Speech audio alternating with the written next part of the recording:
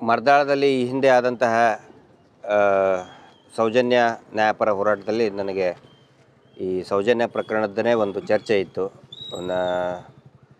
Advocate ಜೊತೆಗೆ. ಹೀಗಾಗಿ ಬರೋಕ್ಕಾಗಲಿಲ್ಲ. ಎಲ್ರಿಗೂ ಕೂಡ ನಾನು ಕ್ಷಮೆ ಕೇಳ್ತಾ ಇದ್ದೀನಿ.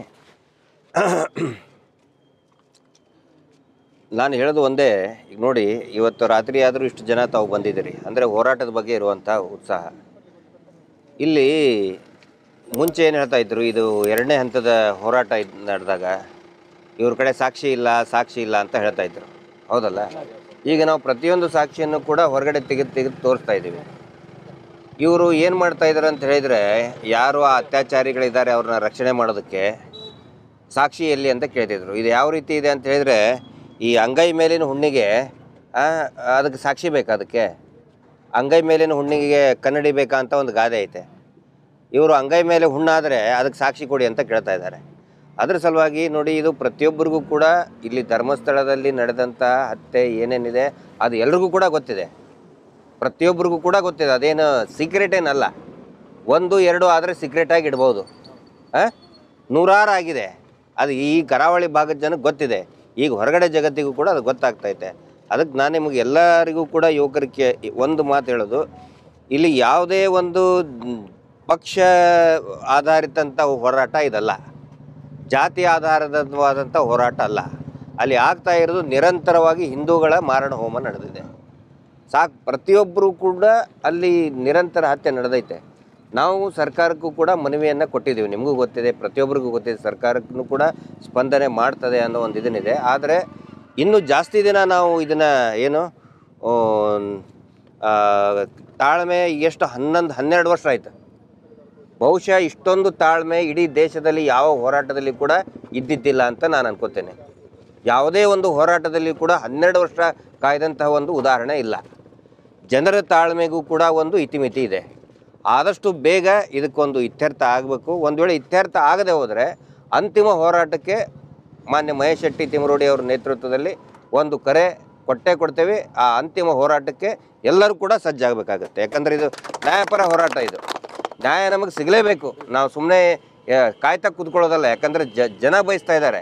ಆವಾಗ ಸೌಜನ್ಯಾಳ ತಾಯಿ ಬಯಸ್ತಾ ಇದ್ಲು, ಈಗ ಇಡೀ ರಾಜ್ಯದ ಜನ, ದೇಶದ ಜನ ಬಯಸ್ತಾ ಇದ್ದಾರೆ ಸೌಜನ್ಯಾಳಿಗೆ ನ್ಯಾಯ ಸಿಗಬೇಕು. ಸೌಜನ್ಯಾಳಿಗೆ ಒಂದೇ ಅಲ್ಲ, ನಿರಂತರವಾಗಿ ಕೊಲೆಗಳನ್ನು ನಡೆದಿದೆ. ಜೋಡಿ ಮಾವುತನ ಹತ್ಯೆ ನಿನ್ನೆ ಎಳೆಯಾಗಿ ತಿಳಿಸಿ ಹೇಳಿದ್ದೀನಿ ನಾನು. ಯಾವ ರೀತಿ ಅದನ್ನು ಮುಚ್ಚಿ ಹಾಕಿದ್ರು, ದಾಖಲೆಗಳನ್ನು ಹೆಂಗೆ ಮುಚ್ಚಿಟ್ಟಂಥ ದಾಖಲೆಗಳನ್ನು ಹೊರಗಡೆ ತೋರಿಸ್ತಾ ಇದ್ದೀವಿ ನಾವು. ಆರೋಪಿ ನಾಪತ್ತೆ ಅಂತ ಹೇಳ್ತಾರೆ. ಪದ್ಮಲತಾ ಕೇಸಲ್ಲಿ ಕೂಡ ಆರೋಪಿ ನಾಪತ್ತೆ ಅಂತ ಹೇಳ್ತಾರೆ. ವೇದವಲ್ಲಿ ಕೇಸ್ನಲ್ಲಿ ಇವರೇ ಮಾಡಿದರು, ಆರೋಪಿ ನಾಪತ್ತೆ. ಮಾಡಿದವ್ರು ಯಾರು ಅಂತ ಪೊಲೀಸರಿಗೆ ಎಲ್ಲರಿಗೂ ಗೊತ್ತಿದ್ದಕ್ಕೆ ಮುಚ್ಚಿಡ್ತಾ ಇದ್ದಾರೆ ಅದನ್ನ. ಅದರ ಸಲುವಾಗಿ ಬರೀ ಈ ಪ್ರಕರಣ ಏನಿದೆಯಲ್ಲ, ಇವು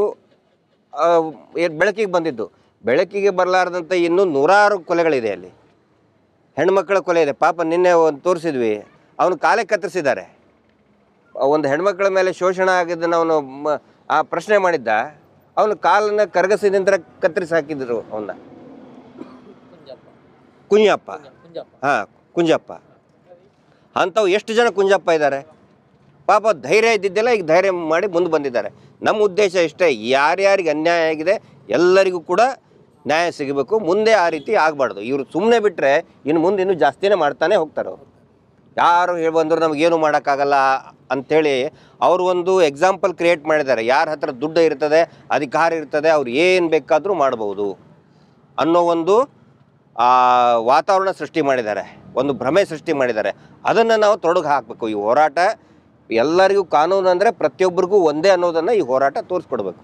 ಅದರ ಸಲುವಾಗಿ ಹೋರಾಟ ಮಾಡ್ತಾಯಿದ್ದೀವಿ. ನಾವೆಲ್ಲರೂ ಕೂಡ ಕೊನೆಯ ಹಂತದ ಹೋರಾಟ, ಅಂತಿಮ ಹೋರಾಟ ಪ್ರಾರಂಭ ಆಗುತ್ತೆ ಈಗ.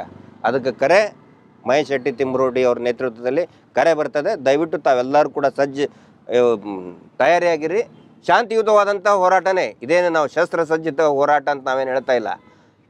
ಎಲ್ಲಾದರೂ ಕಲ್ಲು ಹೊಡೀರಿ ಅಥವಾ ದಾಳಿ ಮಾಡಿ ಅಂತ ನಾವು ಹೇಳ್ತಾ ಇಲ್ಲ. ಶಾಂತಿಯುತವಾದಂತಹ ಒಂದು ಹೋರಾಟಕ್ಕೆ ಕರೆಯನ್ನು ಆದಷ್ಟು ಬೇಗ ನಾವು ಕೊಡ್ತಾ ಇದ್ದೀವಿ. ಸರ್ಕಾರದಿಂದನೂ ಕೂಡ ನಿರೀಕ್ಷೆ ಮಾಡ್ತಾ ಇದ್ದೀವಿ, ಏನಾದರೂ ಒಂದು ಇದಕ್ಕೊಂದು ತೀರ್ಮಾನ ತೊಗೊಳ್ತಾರೆ ಅಂಥೇಳಿ. ಕಾನೂನಿನಲ್ಲಿ ಕೂಡ ಒಂದು ಪ್ರಯತ್ನ ನಡೆದಿದೆ. ಆದರೆ ನ್ಯಾಯ ಮಾತ್ರ ನಮಗೆ ಬೇಕು. ನಿಮ್ಮೆಲ್ಲರ ಸಹಕಾರ ಕೂಡ ಇರುತ್ತೆ. ಆಮೇಲೆ ಅದು ಅಕ್ಯೂಟಲ್ ಕಮಿಟಿ ರಚನೆ ಮಾಡಿದ್ದಾರೆ. ಅಂದರೆ ಈಗ ನಡೀತಾ ಇದೆ, ಪ್ರಕ್ರಿಯೆ ನಡೀತಾ ಇದೆ. ಈಗ ಅವರು ಕೂಡ ಆಫೀಷಿಯಲ್ಸ್ ಆಗಿ ಈ ಓಪನ್ ಆಗಿ ಹೇಳಕ್ಕೆ ಬರಲ್ಲ, ನಾವು ಪ್ರೆಷರ್ ಮಾಡ್ತಾ ಇಲ್ಲ. ಆದರೆ ನಂಬಿಕೆ ಇದೆ, ಆಫೀಸರ್ಸ್ ಕೂಡ ಒಳ್ಳೆಯವರಿದ್ದಾರೆ, ನಾವೆಲ್ಲರ ಮೇಲೂ ಸಂಶಯ ಮಾಡೋಕ್ಕಾಗಲ್ಲ. ಆಫೀಸರ್ಸು ಕೂಡ ಅದ್ರ ಬಗ್ಗೆ ಒಳ್ಳೆ ತೀರ್ಮಾನ ನಾವು ತೊಗೊಳ್ತೀವಿ ಅಂತ ಹೇಳಿದ್ದಾರೆ ನಮಗೆ.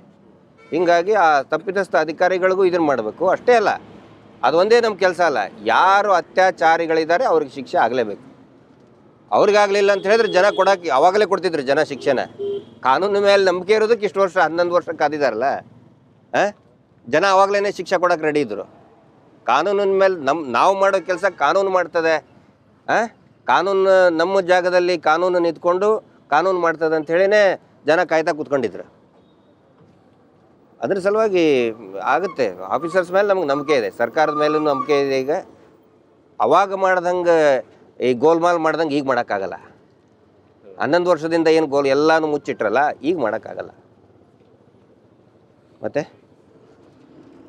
ಬರ್ತೀನಿ, ಇನ್ನೊಂದೇನಾದರೂ ಇದನ್ನಾದರೂ ಆದಷ್ಟು ಬೇಗ ಇನ್ನೊಂದು ತಿಂಗಳು ಕರೆ ಬರ್ತದೆ, ಎಲ್ಲರೂ ರೆಡಿಯಾಗಿರಿ, ಏನು ತೊಂದರೆ ಇಲ್ಲ. ಶಾಂತಿಯುತವಾಗಿಯೇ ಹೋರಾಟ ಮಾಡೋಣಂತೆ. ಯಾವುದೇ ಇದನ್ನು ಮಾಡೋದು ಗಲಾಟೆ ಆಗಲಿ ಅವು ಏನೂ ಇಲ್ಲ. ಪ್ರಜಾಪ್ರಭುತ್ವದೊಳಗೆ ಶಾಂತಿಯುತವಾಗಿಯೇ ಹೋರಾಟ ಮಾಡೋಣಂತೆ. ಆದಷ್ಟು ಬೇಗ 1 ತಿಂಗಳಲ್ಲಿ ಕರೆ ಬರ್ತದೆ, ಶುರು ಮಾಡೋಣ.